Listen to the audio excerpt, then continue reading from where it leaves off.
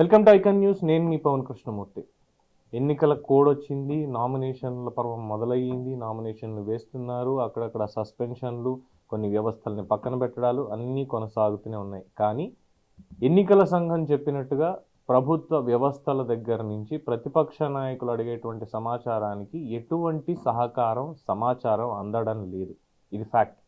ఆఖరికి కోర్టుకు వెళితే తప్ప, కోర్టు నుంచి ఉత్తర్వులు వస్తే తప్ప ఎవరూ స్పందించట్లేదు.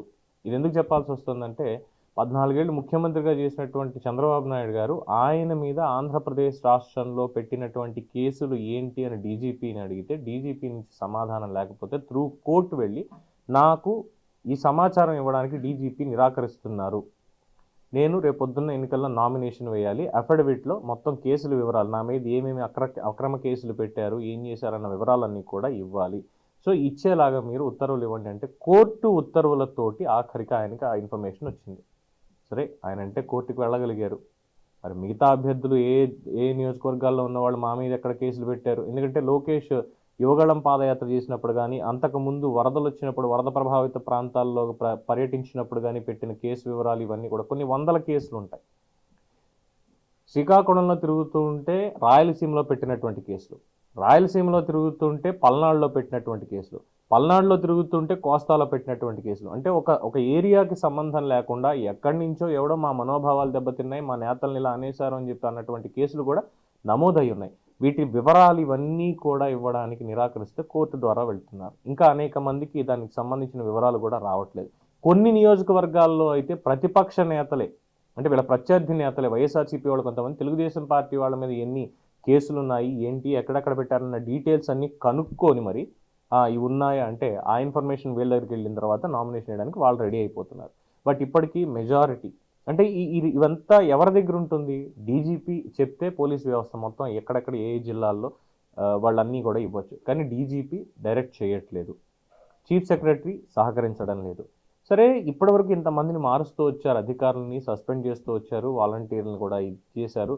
మరి పాలనాధిపతులుగా ఉన్నటువంటి, మొత్తం ప్రభుత్వాన్ని నడిపించే పాలనాధిపతులుగా ఉన్నటువంటి చీఫ్ సెక్రటరీని కానీ డీజీపీని కానీ ఇంకా ఎందుకు మార్చడం లేదు?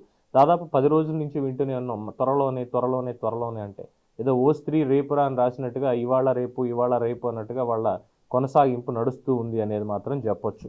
సో ఎప్పుడు?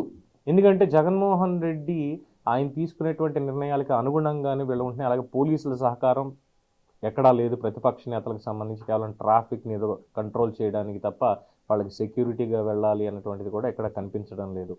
ఎందుకంటే చాలా నామినేషన్స్ చూడడం జరిగింది ఆల్రెడీ, లైవ్లో ఎవరున్నారు ఏంటి అనేది.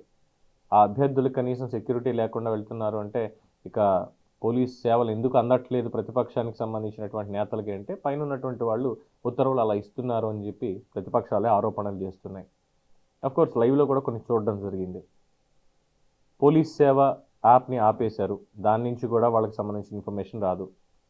సో గవర్నమెంట్కి సంబంధించినటువంటి ఉత్తర్వులు ఏమైనా ఉన్నాయో వీళ్ళ మీద, ఈ కేసులకు సంబంధించినవి వాళ్ళ దగ్గర నుంచి రాదు. మరి వాళ్ళకి చెయ్యనప్పుడు ఇదంతా ఒక సహాయ నిరాకరణ లాగంటే నామినేషన్ రిజెక్ట్ అవ్వాలి, వీళ్ళు అసలు పోటీలో ఉండకూడదు అనేటువంటి ఒక కుట్ర వైఎస్ఆర్సీపీ పనుతూ ఉంటే దానికి పక్కనే ఉండి పలకి మూసే బోయిల్లాగా మేము ఉన్నాం కదా సార్ మీ సర్వీసులు అన్నట్టు chief secretary Jawahar Reddy, DGP Kasireddy Rajendranath Reddy ఇద్దరు పనిచేస్తున్నారు అని తెలుగుదేశం పార్టీ మిగతా వాళ్ళు కూడా ఆరోపణలు చేస్తున్నారు. మరి ఎన్నికల కమిషన్ ఎప్పుడు వీళ్ళ ఆరోపణలని, వీళ్ళ కంప్లైంట్లని సాక్ష్యాధారాలతో సహా పరిగణలోకి తీసుకుని ఎప్పుడు వాళ్ళని చర్యలు తీసుకుంటుంది వాళ్ళ మీద? ఎప్పుడు ఇక మార్పు ఎప్పుడు?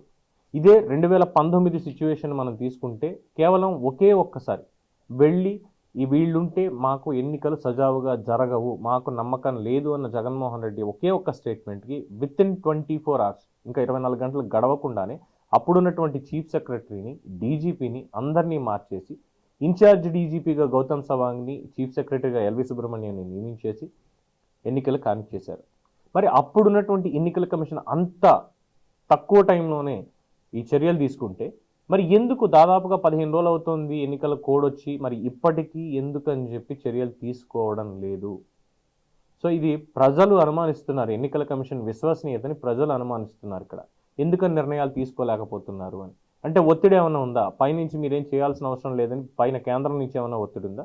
సో ఇప్పటికీ వైఎస్ఆర్సీపీకి బీజేపీకి మధ్యలో రహస్య సంబంధాలు ఏమైనా ఇంకా నడుస్తూనే ఉన్నాయి. ఎందుకంటే అంబటి రాంబాబు నిన్న చేసినటువంటి వ్యాఖ్యలే దానికి నిదర్శనంగా చెప్పుకోవచ్చు. అంశాల వారీగా మేము ఎన్డీఏకి మద్దతు ఇస్తున్నాం, మేము ఎన్డీఏలోనే ఉన్నామని మీరు భావించవచ్చు, మేము కాంగ్రెస్కి దగ్గరగా లేము, కాంగ్రెస్ మీద పోరాటం చేసి బయటకు వచ్చామని ఆయన చాలా స్పష్టం చేశాడు. సో జగన్మోహన్ రెడ్డి కూడా అంబటి రాంబాబు గురించి చెప్తూ చాలా సౌమ్యుడు, మాట మాత్రం కరుగ్గా ఉంటుంది, చాలా మంచివాడు, గొప్పవాడు, ఆయన అన్ని నిజాలే మాట్లాడతాడు అని చెప్పి ఆయన కూడా చెప్పుకుంటూ వెళ్ళిపోయాడు.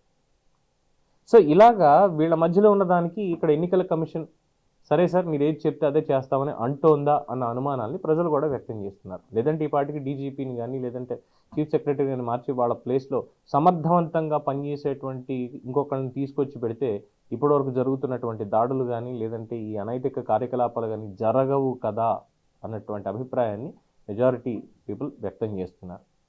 మరి ఇంకెప్పుడు వీళ్ళకి సంబంధించి ఉత్తర్వులు జారీ అవుతాయి, అలాగే నెక్స్ట్ వచ్చేటువంటి డీజీపీ ఎవరు రాబోతున్నారన్న విషయాలు ప్రస్తుతం సస్పెన్స్గా ఉన్నాయి. వివరాలకు వేచి చూడాల్సిందే. సో దీని మీద మీ అభిప్రాయం అనేది కామెంట్స్ రూపంలో తెలియజేయండి. చూస్తూనే ఉండండి ఐకాన్ న్యూస్. నేను మీ పవన్ కృష్ణమూర్తి.